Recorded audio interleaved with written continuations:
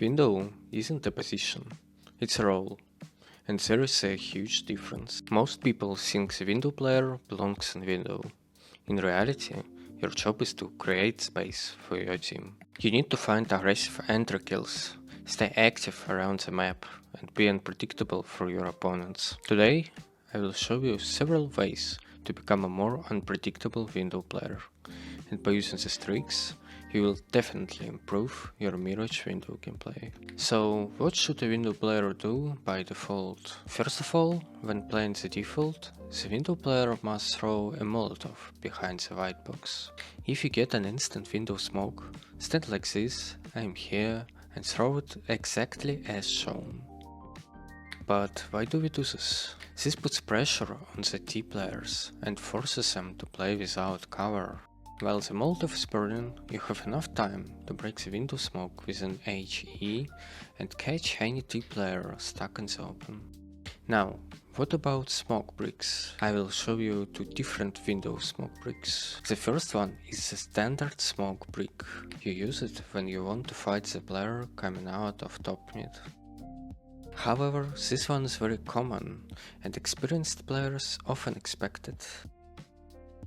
That's why, especially when combined with the Molotov I showed you earlier, I recommend using the second HE smoke brick instead.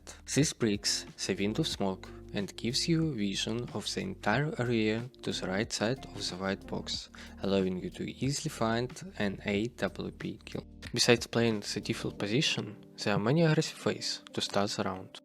Your spawn decides how aggressive you can be. So, before every round, ask yourself one question. What can I do with the spawn?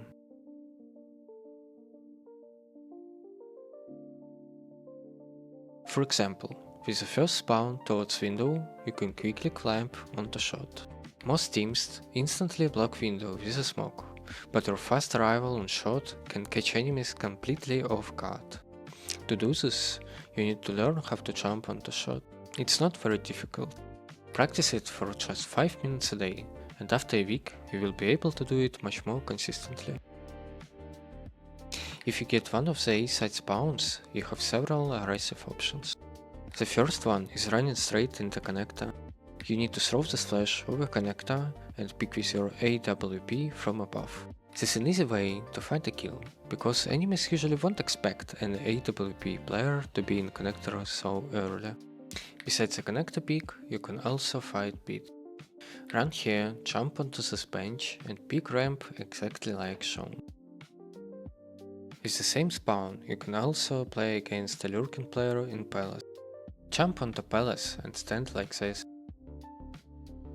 Most players will check you while walking slowly, which gives you an easy opening kill.